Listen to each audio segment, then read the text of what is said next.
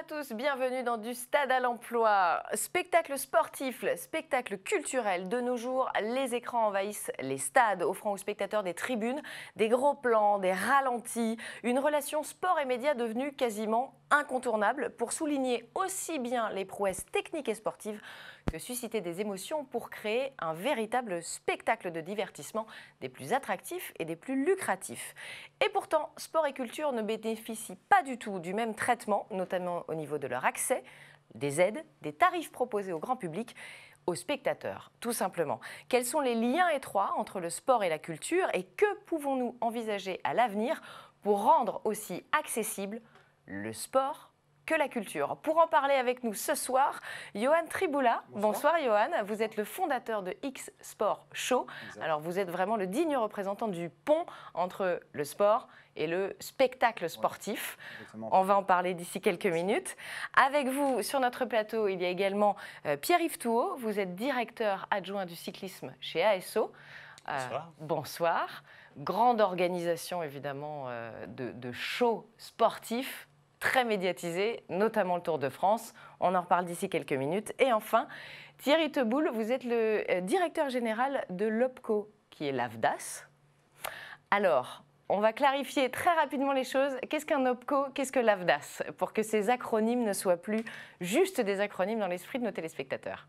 Rapidement, un OPCO, c'est un opérateur de compétences qui a vocation à accompagner les entreprises dans leurs projets de formation et de les accompagner de la phase d'ingénierie jusqu'à la phase de financement. D'accord.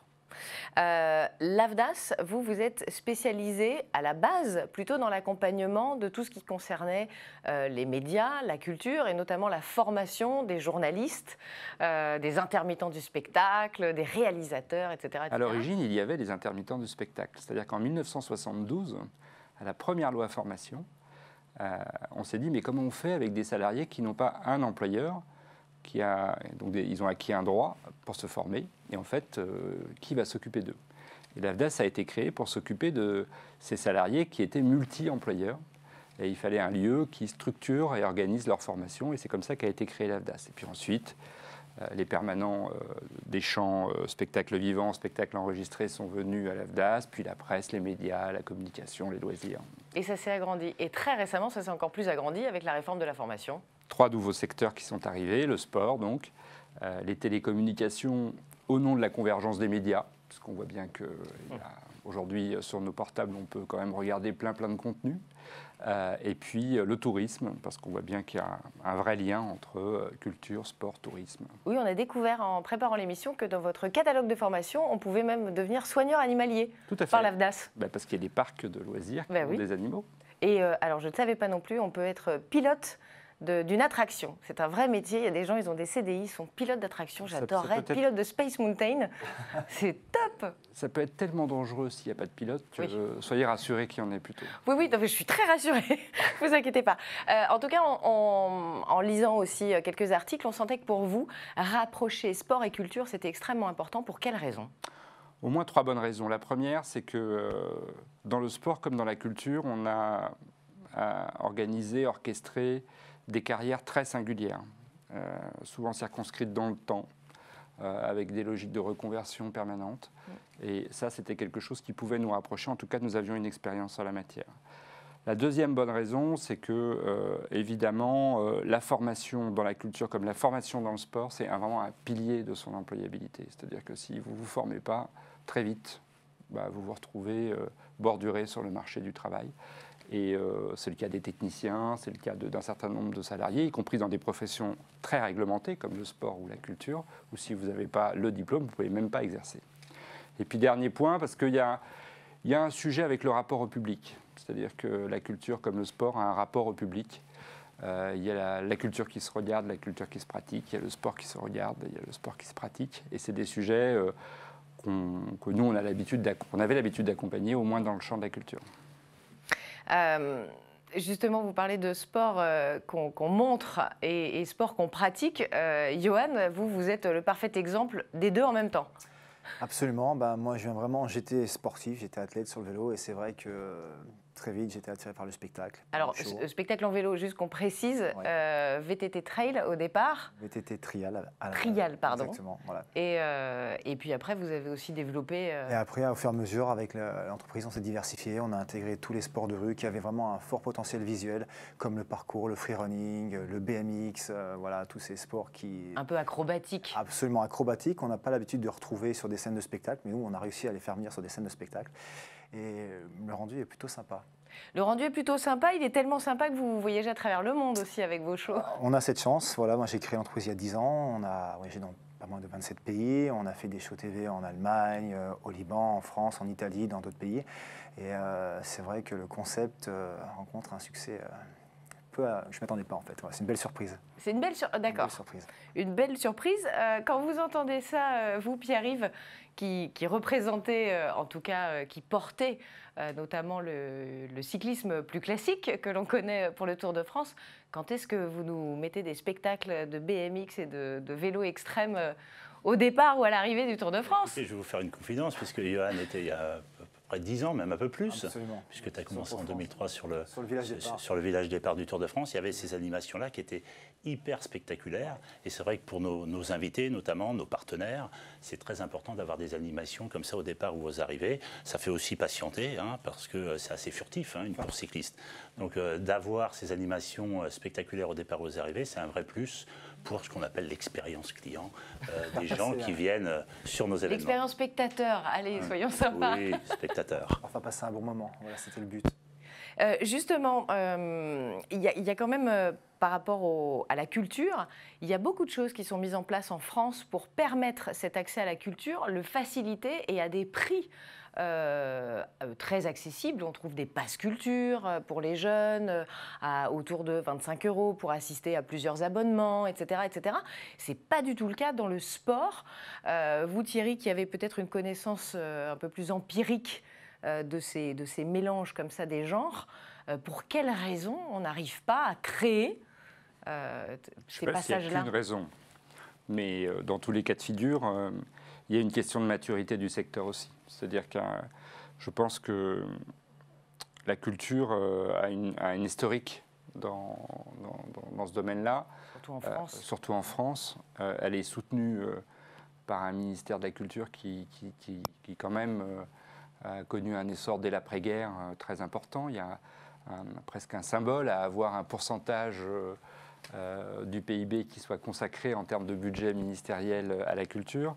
Et tout ça, c'est quand même le produit d'une histoire. Ce que je remarque, moi, dans le sport, en le découvrant depuis avril dernier, c'est que c'est encore un secteur qui doit se structurer, s'organiser. C'est une branche d'activité jeune, on ne s'en rend pas toujours compte, mais elle est en train de se structurer et elle est en train de commencer ce travail de lobbying et d'influence qui permettra à terme, sans doute, d'acquérir cette maturité dont je parle pour la culture. D'accord. Et quand vous dites à terme, on vise du court, moyen, long terme, combien d'années? Si on prend la dynamique aujourd'hui de la branche du sport, je pense que ça peut aller très vite. Je pense que c'est, en revanche, dans toutes les branches que nous avons intégrées, c'est sans doute la plus créative et qui a le plus de projets en cours dans ce domaine-là. Donc moi, je suis assez optimiste sur l'avenir de cette branche. D'abord, une branche qui n'a pas besoin d'autres branches pour exister. C'est une branche qui pèse beaucoup dans le champ de l'activité économique française. J'ai l'habitude de dire que la culture, c'est 3,5 fois l'automobile en France. C'est normal qu'on s'y intéresse. Parce que imaginez que demain, on ne fasse pas le Festival d'Avignon. C'est toute une industrie qui se casse la figure autour. Je pense à l'hôtellerie, à les restaurations. Les comédiens du IN se mettent en grève. Ça, vous le savez assez vite. Et ce n'est pas que comment ils les appellent, les bobos parisiens qui sont pénalisés. C'est tout un secteur d'activité qui est pénalisé si vous ne faites pas les Francopholies de La Rochelle ou le Festival d'Avignon. Je pense que le sport aujourd'hui, il est dans une phase extrêmement dynamique, dans une phase de construction, de structuration presque juridique et légale de ce qu'il pèse, de ce qu'il doit représenter. Et du coup, des dispositifs qu'on doit mettre en place pour l'accompagner. Mais alors justement, en termes de dispositifs, et là je me tourne vers vous Pierre-Yves, parce qu'en termes de dispositifs même techniques, de couverture médiatique, ASO couvre quand même notamment, hein, entre autres choses, le Tour de France, un événement mondial, retransmis mondialement, le Paris-Dakar. Vous étendez également votre domaine d'activité avec les Mud Days et ces courses dans la boue, pour ceux qui ne connaissent pas. Voilà, on sent que vous voulez aussi toucher un public un peu plus large, parce qu'évidemment que peut-être voilà, je fais le Mud Day, j'ai 20 ans et je regarde le Tour de France, je suis un peu plus âgé peut-être. Tout à fait, vous avez raison, on a essayé de se diversifier. Alors d'abord dans des sports qu'on connaît bien, le cyclisme en particulier, qui est la grosse activité chez ASO. Alors il y a des sports qui se pratiquent et puis des sports qui se regardent. Dans l'activité cycliste chez ASO, on est plutôt dans des sports qui se regardent, puisque c'est des événements majeurs. On parle du Tour de France, mais on pourrait parler du Tour d'Espagne qui nous appartient, de Paris-Roubaix, qui est à peu près la 22e étape du Tour de France, parce qu'en termes médiatiques, c'est colossal, c'est une épreuve majeure. Et puis on a quand même pas mal d'épreuves, notamment à l'étranger. Et puis il y a une autre particularité, c'est qu'on s'est beaucoup développé ces dernières années sur les épreuves qu'on appelle grand public. Donc vous parliez des Mud Days qui rassemblent 15 000, 20 000 personnes, notamment pas loin d'ici. Marathon de Paris. Le marathon de Paris avec plus de 50 000 personnes, le semi-marathon qu'on va organiser le week-end prochain, et puis des running Reims, running Marseille, running Lyon, un petit peu partout, parce qu'on sent que dans la consommation du sport, c'est assez facile de prendre des baskets, un t-shirt et un short pour aller courir, et ces gens-là, eh bien, on les capte un petit peu sur différentes épreuves. Il y a les marathons, les semi-marathons, mais les 10 km aussi, qu'on organise. Donc on se développe dans différents secteurs. Et sur la partie vélo, on s'est aperçu aussi que quand on fait l'étape du Tour, ouvert aux cyclosportifs et aux cyclotouristes, eh bien, au bout de 2 heures, il n'y a plus de dossards à vendre. On les vend en quelques heures, les 15 ou 16 000. Voilà, et on se bloque parce qu'on ne peut plus organiser au-delà de 16 000, puisque les routes ne peuvent plus nous convenir, puisque nous, notre particularité, c'est que notre stade, c'est la voie publique. Donc voilà, à un moment, on est contraint. Justement, Pierre-Yves, puisque vous parliez des inscriptions, vous parliez des dossards qui partent en 10 minutes, un quart d'heure, enfin en tout cas très rapidement, les inscriptions à ces courses, à ces marathons, ces semis, ces running, etc., ça représente quand même un coût important aussi. Même si j'ai juste à prendre mon maillot et mes baskets. Il y a deux choses. Quand vous faites du footing tous les jours, effectivement, ça ne vous coûte rien. Quand vous prenez votre vélo, c'est un peu pareil. Quand vous vous inscrivez à ces épreuves qui sont fascinantes quelque part quand vous courez dans Paris et que les voies sur Berge et la Tour Eiffel est devant vous, ça a un coût. On n'est pas dans les marathons les plus chers, on n'est pas dans les marathons les plus chers, mais c'est vrai qu'il y a un droit de participation. Voilà, on n'a pas de passe culture, on n'a pas de passe sport encore. On est un petit ministère aussi. Je crois que le budget du ministère des Sports, c'est autour de 700 millions d'euros, alors que celui de la culture doit être 10 fois plus ou 12 fois plus. Les frais de participation, effectivement, sur le Mud Day, le marathon et ces autres épreuves, voilà, il faut s'acquitter d'un petit droit, mais l'expérience des gens qui participent, elle est très forte. Et c'est pour ça qu'on remplit les SAS très, très rapidement. Bien sûr.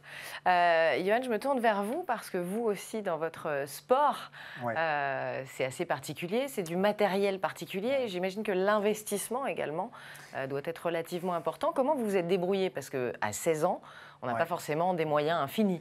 Alors c'est vrai que c'est des sports qui sont des sports niches. Alors c'est vrai que c'est des petites productions, et les petites productions, les VTT, ça coûte très cher. Un VTT de qualité dans la discipline, c'est 2 000 à 3 000 euros. Donc c'est vrai que c'est un investissement important. Moi j'ai débuté le sport à 16 ans et donc j'ai travaillé. Je travaillais pendant les vacances. Après j'ai passé un brevet d'État en ski et donc c'est vrai que j'allais enseigner le ski pendant les vacances scolaires. Et ça me permettait de financer ma saison et mon matériel. Mais c'est vrai que... Vous étiez déjà entrepreneur quand même. J'étais déjà entrepreneur. C'est vrai que je viens de la montagne. J'ai fait du ski depuis tout petit. J'ai découvert le VTT un petit peu plus tard. Grâce à Marc Vinco, qui était sur le Tour de France, en l'occurrence. Mais c'est vrai que c'est un coût important. Et tant que ces sports ne seront pas démocratisés, quand il n'y aura pas un plus gros volume, c'est très difficile de faire baisser le coût du matériel. Alors j'espère que l'arrivée du BMX aux Jeux Olympiques va permettre justement de démocratiser un petit peu la discipline, le fait de créer une fédération, des structures, parce qu'on est livré complètement à nous-mêmes. Moi, tous les sports extrêmes, moi j'ai appris dans la rue, il n'y avait même pas de YouTube. En autodidacte, il faut vraiment inventer ses mouvements, son sport. Il n'y a pas de moniteur, il n'y a pas d'entraîneur, il n'y a rien. Ou alors on admirait les Américains. Alors les Américains, oui, ils étaient en avance dans le BMX, dans le skate, mais le VTT, c'est vrai qu'en Europe, non. Par contre, là, on avait En VTT, non. Voilà, en VTT, on était en avance, on était pionniers avec les Anglais. Mais voilà, donc on a tout inventé et on est un petit peu livré à nous-mêmes. Donc c'est vrai que c'est pas évident, ça freine un petit peu le développement. Et justement, les sportifs qui constituent, que vous amenez justement sur ces shows, soit en télé, puisque que vous faites voyager à travers le monde, ils ont quel statut? Alors, pour la intermittents du plupart, spectacle j'ai eu des intermittents du spectacle. Je me suis fait piquer par le Cirque du Soleil. Ah zut! Oh là là! Non, on va dire qu'aujourd'hui, la grande majorité des gens avec qui je travaille, ils sont auto-entrepreneurs. Parce que j'ai des étudiants, parce que j'en ai qui ont une activité à côté en salarié, puis j'en ai quelques-uns qui travaillent à plein temps avec moi. Mais c'est vrai que ce statut d'auto-entrepreneur est assez facile. Il y a très peu de contraintes et le temps de démarrer dans l'activité, parce que c'est pas comme un emploi salarié, du jour au lendemain, tac, c'est carré. Il faut le temps de développer un petit peu son portefeuille, entre guillemets. Voilà, on ne va pas du jour au lendemain de quoi vivre des shows toute l'année. Donc ça se fait sur 2, 3, 4 ans. Donc c'est vrai que cette formule leur permet une grande liberté, une grande souplesse. Thierry, quand vous entendez comme ça Johan parler de ces jeunes qui sont passionnés, qui se lancent, alors ils font de l'auto-entrepreneur, en même temps ils sont étudiants, ils font 1000 choses pour quand même vivre de leur passion, et qu'ils espèrent que ça structure avec les jeux, etc. Vous pouvez leur dire quoi? Parce que vous avez cette connaissance-là aussi, de ces statuts un peu particuliers. Il faut continuer à y croire. Je dis ça parce que finalement, peu importe le régime sous lequel on le fait, l'important, c'est qu'il y ait toujours un régime qui permette de le faire, ce qui n'est pas tout à fait la même chose. Ouais. Et, parce qu'avec le régime d'intermittent, on a aussi une couverture sociale qui vient avec, des droits au chômage, etc. etc. C'est une retraite. Ouais. Une retraite, voilà, on cotise comme un salarié normal. Donc c'est vrai que c'est important. Et quand je vous entends, ils sont auto-entrepreneurs, non, on cotise pour rien. En travailleur indépendant, on n'a pas droit à grand-chose. Voilà. Même en cas de blessure, il faut assurer ses arrières et anticiper. C'est ça. Voilà, il faut avoir des choses à côté. Et je pense que la blessure dans votre sport est plus forte que chez un journaliste tel que moi en plateau. Ouais. J'ai moins de risques de me blesser normalement. C'est vrai que les blessures en général elles font mal et ça, souvent c'est plusieurs mois d'arrêt derrière à la suite de ça. Donc c'est pas évident. Après c'est une question de sous. Pourquoi la culture arrive à donner ses droits à des statuts? C'est parce que les employeurs cotisent plus qu'un employeur lambda. Je vous donne un exemple sur la formation professionnelle. Quand vous êtes une entreprise de plus de 11 salariés, vous cotisez 1% de votre masse salariale pour la formation. Et bien quand vous embauchez un intermittent, vous payez 2,10% de son salaire. Et ces 2,10%, c'est presque un accord presque tacite entre l'entreprise et un salarié. C'est presque la compensation d'une forme de précarisation de l'emploi. Comme je ne peux pas vous offrir un emploi fixe et pérenne, eh bien, je vous donne les moyens de vous protéger socialement à côté. Et c'est ça qui est peut-être à inventer dans le sport. C'est-à-dire qu'à un moment donné, il faut trouver une forme de consensus entre des employeurs et des gens qui pratiquent pour dire, si vous voulez qu'il y ait encore de la création, parce que vous savez, il n'y aura plus de diffuseurs, il n'y aura plus de producteurs, il n'y aura plus de créateurs si la chaîne est rompue à un endroit. Et pour qu'elle puisse exister, il faut que l'emploi intermittent continue. Aujourd'hui, dans le cinéma, un film, ça dure en moyenne 8 semaines. C'est des délais qui ont été extrêmement compressés. Vous voyez combien de films il faut faire pour pouvoir gagner sa vie. Si vous n'avez pas une protection sociale qui vous permet de les enchaîner, etc., c'est pas possible. Vous savez combien c'est le contrat moyen d'un intermittent du spectacle en France? C'est 2 jours et demi. Le contrat moyen. Et je ne parle pas seulement des musiciens qui jouent dans les bars. C'est-à-dire que si on prend même celui qui fait un film pendant 8 semaines, en moyenne, sur l'année, ça fait 2 jours et demi de contrat. Il faut en enchaîner des contrats. Il faut avoir le temps d'aller chercher des contrats, il faut avoir le temps d'entretenir un réseau pour le faire. Ça a été permis parce qu'à un moment donné, autour de la table, les partenaires sociaux du sport, les côtés employeurs comme côté salariés, se sont dit on va se donner les moyens financiers de pouvoir gérer ça. Johan, je vous vois, vous avez envie de réagir depuis tout à l'heure. On a parlé d'auto-entrepreneurs, c'est très bien. Il y en a qui sont travailleurs indépendants aussi. Moi, je peux vous assurer que j'ai des cotisations qui sont très lourdes, vraiment très lourdes, et que j'ai droit à quasiment rien du tout. Rien du tout. Alors, même quand je suis blessé, je ne le suis pas.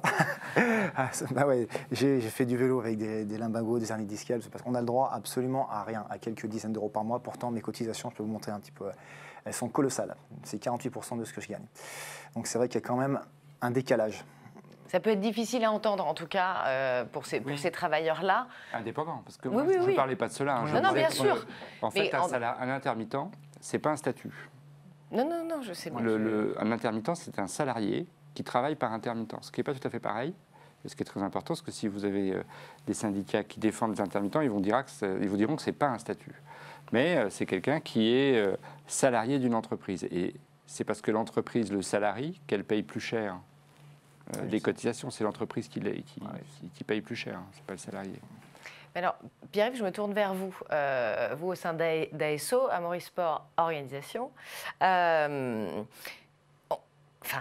sport génère de l'argent, on le sait, on le voit, enfin, ne serait-ce que la couverture médiatique, les sponsors qui sont mis en place. Si on s'intéresse même à ce qui se passe au-delà de nos frontières, enfin, le Super Bowl, c'est le meilleur exemple de ce show culturel et sportif. À la mi-temps, cette année, on a eu Jennifer Lopez et Shakira au milieu d'un match de foot US, quoi. Enfin, c'est hallucinant. On n'en est pas encore là, nous. Hein. On n'en est pas encore là. Je ne suis pas encore venu sur le tour, mais si vous avez connaissance avec si vous avez le 06 de Shakira, pourquoi pas bien volontiers. Oui, ça génère énormément d'argent, sur des événements dont vous avez parlé.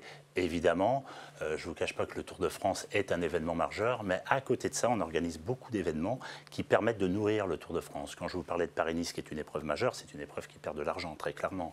Le Dauphiné perd de l'argent. Comment elle perd de l'argent? Parce que les frais d'organisation sont colossaux.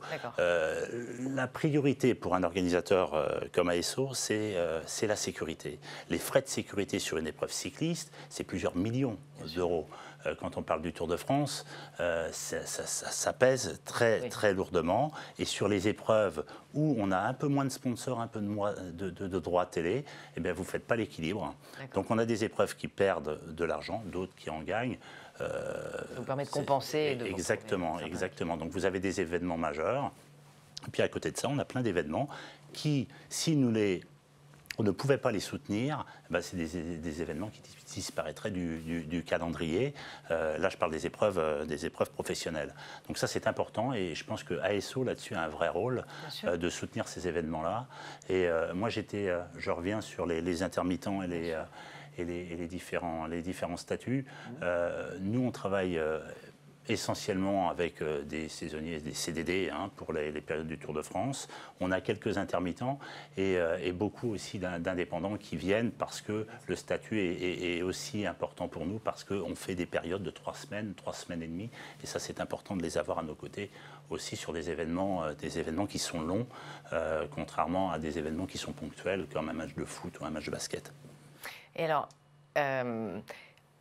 à partir de quand est-ce qu'on pourrait imaginer, parce que si on regarde par exemple sur le tournoi des 6 nations, France-Angleterre cette année, pour être à la plus mauvaise place au sein du Stade de France, c'était quand même 75 €. C'est quand même une somme d'argent extrêmement importante pour assister en étant hyper mal placé. C'est-à-dire que moi, chez moi, j'étais bien mieux devant ce match que si j'étais sous le toit du Stade de France. Cet argent-là, moi, j'entends les problèmes la contingence de sécurité, etc. Maintenant, le coût d'un film me paraît aussi gigantesque. Quand on tourne et qu'on bloque, si je m'appelle Luc Besson et quand je bloque des rues de Paris, le coût de mon tournage, au terme de sécurité, etc., est énorme aussi. J'ai vraiment du mal, excusez-moi, je suis peut-être idiote, à comprendre où va cet argent et pourquoi on n'arrive pas à en reverser une partie au ministère pour justement permettre de la création de filières spécifiques, d'un accompagnement pour ces sportifs qui sont tout seuls, qui se débrouillent comme ils peuvent. On a eu le cas sur des JO précédents d'un sportif badminton qui est parti tout seul, parce que ça fait le soutien pas. C'est irréel quand même ce qui se passe. Ils représentent quelque chose d'important, nos sportifs. Ils représentent notre nation. Vous avez complètement raison. Il y a des situations absolument incroyables d'athlètes qui vont aux JO, qui représentent un pays et qui n'arrivent pas à joindre les deux bouts. Nous, on soutient, je ne la citerai pas ici, on soutient une athlète qui, j'espère, va avoir des médailles à Tokyo. Elle m'a dit il y a 1 an et demi que la subvention que nous donnions pour l'accompagner, ça lui permettait de lui acheter un casque pour faire du vélo. parce qu'elle avait été obligée d'emprunter un casque, des chaussures. Et on se dit qu'à un moment, c'est quand même un peu compliqué l'affaire. Alors, sa situation s'est améliorée, mais quand on entend ça, on se dit que c'est compliqué. Et on parlait peut-être un peu tout à l'heure de la reconversion aussi des athlètes, même des coureurs du Tour de France qui ont fait une carrière importante, qui ont gagné des étapes du Tour de France. Quand ça s'arrête, ça s'arrête. Et ils sont ce que j'appelle un peu dans la vraie vie. Et les salaires qu'ils pouvaient avoir dans les équipes cyclistes, qui ne sont pas les salaires d'autres sportifs, vous voyez ce que je veux dire, dans d'autres milieux, eh bien quand ça s'arrête, c'est compliqué. Et c'est vrai que les accompagner avec des formations, c'est hyper important pour eux. Ben, on le voit sur le catalogue de formation de l'AFDAS, justement, ce qui est proposé. Vous avez effectivement des formations sportives, type management d'une équipe sportive, etc., ça on le comprend. Et parallèlement, vous avez aussi du média training, de la communication sur les réseaux sociaux, etc., parce que c'est aussi comme ça qu'un sportif va pouvoir chercher du sponsor, en tout cas des aides, et se faire connaître. L'enjeu, c'est d'éviter d'être c'est de prévenir plutôt que de guérir, en gros.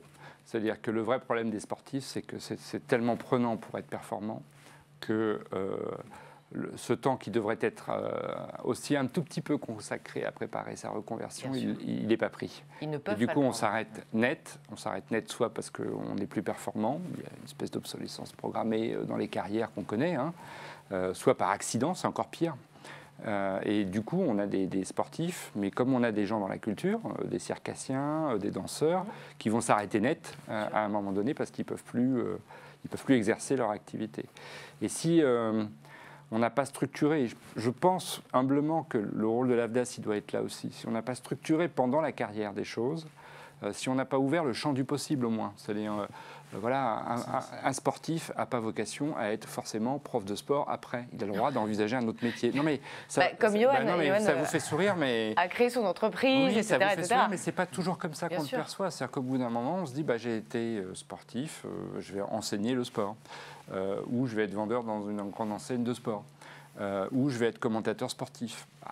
Je ne suis pas sûr. Je pense que si on arrive à ouvrir le champ du possible dès le plus jeune âge, et je pense que les familles commencent à s'y intéresser quand leur enfant rentre dans le sport. C'est-à-dire qu'en discutant avec certaines organisations sportives, on se rend compte que les familles acceptent volontiers de rentrer dans une carrière sportive à condition qu'à côté, il y ait une espèce de parachute scolaire qui permette de se mettre en situation d'éviter ça. Il y a en ce moment le rugby, par exemple, qui est allé recruter de plus en plus jeunes. Oui. C'est-à-dire qu'avant, on faisait ses études, les Thomas Castagnette et autres, ils ont des maîtrises, ils ont bien sûr. Aujourd'hui, quand vous rentrez dans un centre de formation de rugby à 16-17 ans, vous n'avez pas envie de passer votre bac. Mais les familles permet de ne pas le passer. On arrête du coup de faire du sport. Parce que s'il n'y a pas la sécurité derrière, c'est compliqué. Et vous voyez un peu la difficulté, hein, alors qu'on dit que c'est un sport passion, que c'est un métier passion, qui nécessite un investissement hors norme par rapport à d'autres activités. Et en même temps, on dit qu'il faudrait qu'en même temps vous prépariez votre avenir. C'est pas simple, hein, mettre dans la tête d'un adolescent de 15 ans et un post-adolescent de 20 ans même. Hein. Parce qu'à 20 ans, tout d'un coup, ça peut s'arrêter. Oui, aussi, parce qu'on n'est pas sélectionné.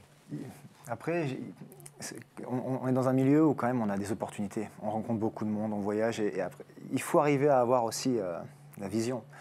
Parce que les opportunités, il faut savoir les saisir. J'en ai eu plein quand on rencontre du monde. Après, c'est vrai que pas tout le monde a cette vision, mais quand j'avais 20, 22 ans, j'ai commencé déjà à voir ce que je pouvais faire avec ça en tant que sportif. Voilà. Après, peut-être qu'il faudrait, je ne sais pas, faire passer un message auprès des jeunes, essayer de leur faire comprendre qu'il y a ça maintenant, mais avec ça, ça peut aller sur d'autres choses. Mais c'est ça, c'est peut-être cette profondeur, cette anticipation qui manque un petit peu à beaucoup de jeunes. Moi, j'en vois, ils ont des vrais talents, ils sont vraiment doués, mais ils n'arrivent pas à prendre le truc, à comprendre ce qu'ils pourraient faire avec le talent qu'ils ont, vraiment. Avec leurs compétences, exactement, en tout cas. Avec leurs compétences, ils ont des vraies compétences. Moi, je les vois, je dis, putain, là, tu peux faire quelque chose d'incroyable.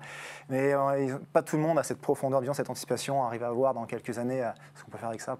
C'est dommage, parce qu'il y a vraiment la transférabilité de la compétence qu'on ne voit pas. Voilà. C'est-à-dire que quand on est sportif, on a un nombre de compétences. La mode en ce moment, c'est de parler de soft skills. On en a plein quand on est sportif. Absolument. On a été exposé à un nombre de situations invraisemblables. Nous, les dirigeants, on ferait des formations dans tous les sens pour se dire « Ah là là, qu'est-ce qui se passera en situation de crise ?» Mais ils en ont connu tout le temps des situations de crise. c'est ça. Ils ont connu des situations de stress que nous, on ne connaîtra peut-être jamais. Exactement. Et pour autant, nous, on se forme. Et eux, ils ont déjà cette compétence et ils ne sont pas capables de la valoriser. Donc il y a un vrai sujet aujourd'hui de savoir restituer son parcours professionnel et son expérience professionnelle. Parce que c'est vrai que moi, j'en ai qui travaillent avec moi depuis 10 ans, ils ont acquis vraiment des compétences dans l'organisation, ils font de la chorégraphie, ils font pas que du sport. Ils arrivent moi, je leur donne, ils gèrent des événements, voilà, moi j'ai des équipes qui partent en autonomie donc ils ont des compétences, mais c'est vrai qu'à la suite de ça, quand ils arrêtent, en fait, ça vaut rien tout ça, quoi. Il n'y a pas de papier avec marqué, voilà, j'ai géré une équipe, je sais gérer un événement, je sais chorégraphier un show, je sais recruter des athlètes, ils savent le faire. Mais c'est vrai que derrière, il n'y a rien. Donc, on part de zéro. Après, il y a peut-être aussi une problématique très française de la valorisation aussi plutôt de compétences, et notamment par exemple la mise en avant du sport à l'école. On a un exemple en Suède. Le sport, par exemple, est obligatoire au travail aussi. Et du coup, les entreprises sont obligées de subventionner l'accès au sport à hauteur de 500 € annuels par salarié, exonérés d'impôts. Donc il y a aussi cette volonté, telle que vous le disiez par rapport aux entreprises du spectacle qui se sont mises autour de la table en disant comment on peut faire pour aider nos collaborateurs, ou en tout cas nos intermittents, enfin ceux qui sont devenus les intermittents. En Suède, on sent qu'il y a aussi cette volonté-là de la part des entreprises. Il faudrait mettre quels acteurs autour de la table pour qu'on puisse réussir à organiser ça? Je pense qu'il faut être optimiste sur ce point-là parce qu'on voit, par exemple, le développement de la bicyclette aujourd'hui. Nous, on dit toujours, et Christian Prudhomme, c'est son leitmotiv, faire le lien entre le vélo de compétition et le vélo de Monsieur Tout-le-Monde. Et on le voit aujourd'hui. Alors, il y a eu des grèves ces derniers temps sur Paris. Vous avez vu un peu comment ça fonctionnait. Mais les gens reviennent à l'usage de la bicyclette, à la marche. On le voit un peu. Donc, moi, je suis assez optimiste.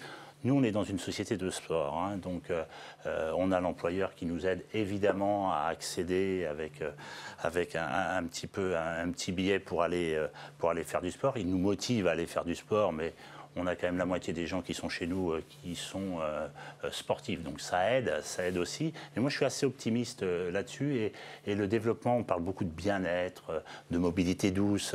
Moi, je suis plutôt optimiste là-dessus. Plutôt optimiste. Alors, on est encore très en retard des pays comme le Danemark et des pays plutôt dans le nord de l'Europe, scandinaves. Mais je crois que, voilà, nous, avec le Tour de France en tout cas, on essaie de développer ça. On essaie de faire le lien, ce que je disais, entre la bicyclette de Monsieur Tout-le-Monde et puis le vélo de compétition. On développe beaucoup de choses. On s'associe au ministère des Sports aussi avec le savoir rouler qui rentre dans les écoles pour apprendre à faire du vélo en toute sécurité. Ça, c'est important. On les valorise sur nos événements. Voilà, il y a tout un plan qu'on peut mettre en place et qu'on se doit de mettre en place. C'est un peu aussi notre mission à nous, chez ASO. Alors on sent quand même qu'il va falloir des bonnes volontés individuelles, entre guillemets, ou en tout cas d'entreprises ou d'acteurs forts ou d'acteurs majeurs du secteur pour réussir à faire ça. Oui, et en même temps, moi je suis absolument d'accord avec l'idée que des grands sujets sociétaux peuvent à un moment donné venir imprégner une nouvelle marque, ou en tout cas donner un nouvel élan aux choses. La question de la santé au travail, par exemple. La question de la santé publique tout court. Le développement durable. Ce sont des choses qui vont venir, à mon avis, nourrir le sport. Qui vont arriver, en tout cas. Je vais vous donner un exemple dans le monde de la culture. Je crois que cette année, j'en suis pas tout à fait sûr, mais c'est déjà un premier pas, on risque de ne plus avoir d'affichage papier dans les rues d'Avignon. Je ne sais pas si vous êtes déjà allé à Avignon pendant le festival d'Avignon. C'est monstrueux. C'est monstrueux. Oui. Mais quand on pense au nombre d'arbres qui sont tués pour massacrés pour tout ça, eh bien, cette année, le Festival d'Avignon a décidé de rentrer dans une vraie politique drastique de suppression du papier. Ça a l'air de rien, mais mine de rien, c'est un sujet majeur. C'est un sujet majeur, parce que si dans Avignon, demain, il n'y a plus ça, ça veut dire qu'à côté, à Arles, pour les rencontres photographiques, il n'y aura plus ça, et qu'on arrêtera de distribuer des flyers aux Francopholies de La Rochelle ou au Festival des Vieilles Charrues. Et qui sont souvent jetés au bout de 10 mètres. Et vous vous rendez compte qu'en fait, en ce moment, il y a quand même un écho dans la société à ce type de message. Vous avez raison, sur le sport, c'est évident. Le vélo, un événement comme des grèves, on s'est aperçu que ça a généré une pratique du vélo démentielle. C'était bien pour les marchands de cycles d'ailleurs, parce qu'ils en ont vendu pas mal. Ils ont réparé des vieux vélos aussi. Je ne sais pas si vous êtes aperçu. J'étais très sensible à ça. Voilà. Je suis en train de négocier en ce moment avec mes syndicats de salariés et mes salariés. Et pour la première fois, dans leur plateforme de revendication, ils me demandent de rembourser des vélos et plus des passes Navigo. La prise en charge du kilomètre. Et imaginez que je dise oui. je ne vais pas vous le dire là parce que je leur dois la prime. Mais imaginez que je dise oui. Peut-être que je vais devoir changer la nature de mon parking. Ou une politique, en tout cas, d'entreprise. Je trouve que les mentalités évoluent chez les jeunes en particulier. Vous parliez du développement durable, toutes ces politiques RSE, bien évidemment, qu'on a mis aussi, nous, en place et on pousse beaucoup là-dessus. Et nous, par exemple, le Tour de France, c'est des candidatures des villes-étapes. On a à peu près 250 villes qui candidatent tous les ans pour avoir le Tour de France, 25 à 30 de retenue. Quand vous allez recevoir une candidature, derrière la candidature, vous n'apportez pas que le Tour de France. Hein.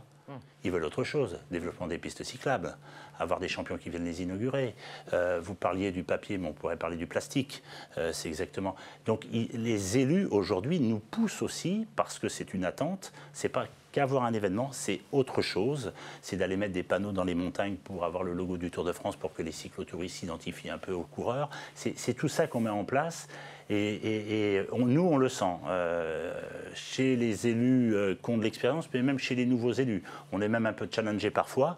Et les mentalités évoluent, je trouve, dans la bonne direction.